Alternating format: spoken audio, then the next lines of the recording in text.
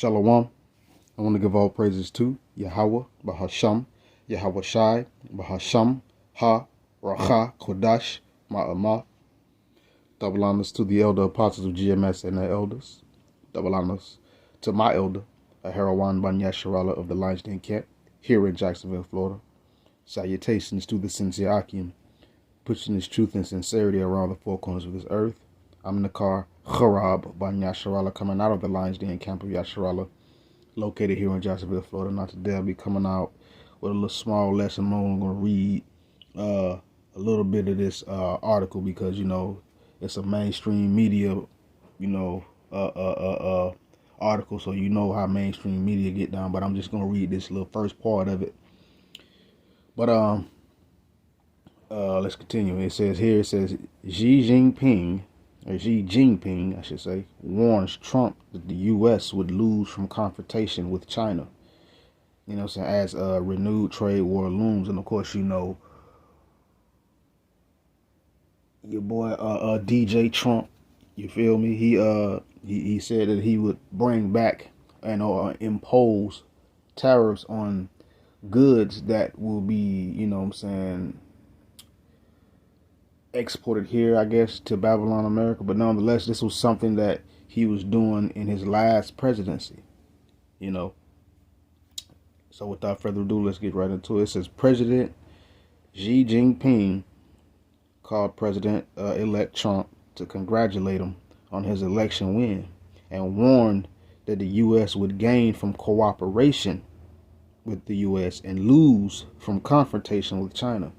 So it's already been said. And then on top of that, you got to think, once upon a time, China used to be allied with Babylon, but China is no longer allied with Babylon. China is now allied itself into BRICS, which has other nations such as Russia, Brazil, South Africa, Saudi Arabia, the UAE, and others, India. So right now, Moab, or the king of Moab, the president of Moab, China, he's moving more like this is a business deal type thing. But let's continue. It says the message comes as the Chinese party. I'm just gonna say the Chinese party. I may add some words or take some words out because you know how they write these articles. It's crazy. It says the message comes as the Chinese party prepare for deeper tensions as Trump has vowed to bring back, the trade war of his last presidency with tariffs. It says Xi Jinping noted that history tells us that both countries stand to gain from cooperation and lose from confrontation, and that's plain and simple. That's clear. But the Lord has a plan, and His will is for this place to go down in a literal blaze of glory. But let's continue. It says a China-U.S. relationship with stable, healthy, sustainable development serves the common interests of the two countries, Salakia, China's foreign ministry said in a readout of the conversation. So basically, the president of Moab is saying, hey, we can stand to benefit from each other if we do business correctly, but if you choose confrontation, then it's not China that will lose, but it's really Babylon, America that will lose. But without further ado, let's get right into it. A few scriptures and I'm going to end it. This is Psalms chapter 10, verse 5. It says, his ways are always grievous. Thy judgments are far above out of his sight. As for all his enemies, he puffeth at them. And that's what, these managers of this corporation, oh, my bad, I mean the president of the country of America, this is what they do. They this Edomites, these the bloody man, his ways are always grievous, always implying stuff that harms and hinders and hurts rather than to benefit and to push forward. to build stable, we'll say, relationships. But the judgments of the Lord are far above out of this bloody man's sight. But as for all his enemies, he puffeth at them, and this is what these E's do. You know, they puff at their enemies. They try them. Oh, you ain't gonna do nothing. What you gonna do? I'm gonna do this and impose this and break this treaty and do this, and you ain't gonna do nothing. That's how E rolled. You know. I'm gonna jump down to verse 7. It says, his mouth is full of cursing and deceit and fraud. Under his tongue is mischief and vanity. So this devil, this deceiver, his mouth is full of what? Cursing and deceit, cursing and lies. You know, destroying words, lies and fraud. I mean, he never really intends to do what he says he's intended to do, unless it's something to hurt, harm, and endanger said entities or parties. Continuing, it says, and under his tongue is mischief and vanity. So under the tongue of these deceivers, or this deceiver, is mischief and vanity. It's a bunch of trouble and a bunch of uselessness, because vanity is pretty much, in layman's terms, is uselessness. It doesn't serve a purpose. But this is what this devil plans to do. You know, this deceiver. Soon as he get in, he already said he gonna place tariffs and stuff on incoming goods that's come from other countries that are imported here. I said, you know, sometimes I get the word import, yeah, because export means to send it out, import means to bring it in. So, but yeah, so this is what this devil said he's gonna do. It is what it is. He's gonna start those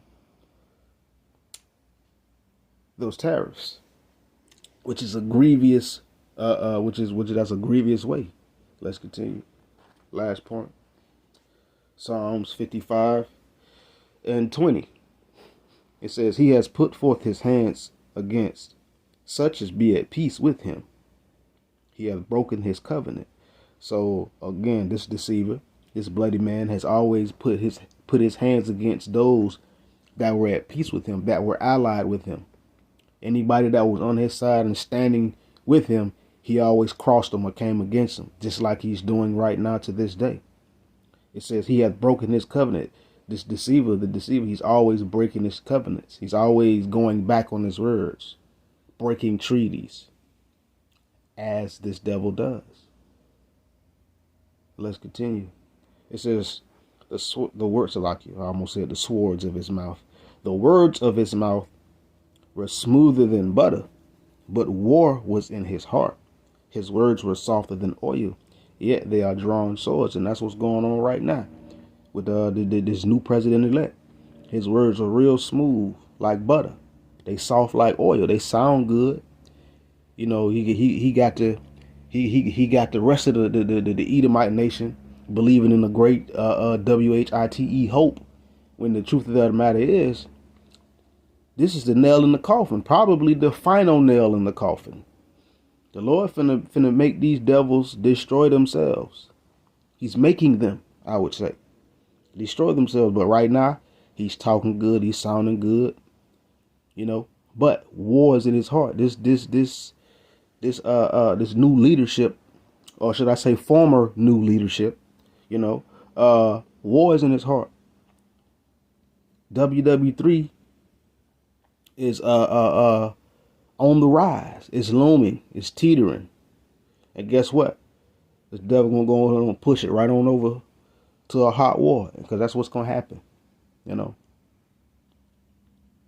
Because war is in this devil's heart. But again, his words were soft like oil. But guess what? They are drawn swords. His words, his words will kill you. They'll destroy you. So that's what the Lord tells us in Sirach. Never trust thine enemies. Matter of fact, I'm going to just go ahead and get it real quick. But you know, a lot of our people, and a lot of people in general, they have a habit of trusting their enemies. And what happens when you trust your enemy? As soon as they see a reason, they come through and destroy. This is Sirach, or Ecclesiasticus, chapter 12, verse 10. It says, never trust thine enemy, For like as iron rusteth, so is his wickedness. So you're not to trust an enemy. Because just like iron is guaranteed to rust, to oxidize and start to rust, so is the wickedness of one that is wicked.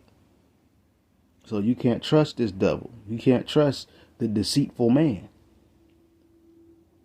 Verse 11. It says, though he humble himself and go crouching, yet take good heed and beware of him. And thou shalt be unto him as if thou hast wiped a looking glass, and thou shalt know that his rust hath not been altogether wiped away. So though this devil come humbling, may seeming like he's nice or he's cool, everything gonna play out fine and everything good. No. The Lord says, take good heed, meaning pay attention and be aware, be cautious. It says, as if thou hast wiped a looking glass. And a looking glass, you'll say a looking glass is like a telescope thing, you know, or yeah, a telescope, or in our time, binoculars, whatever you want to call it, you know, something that you look through.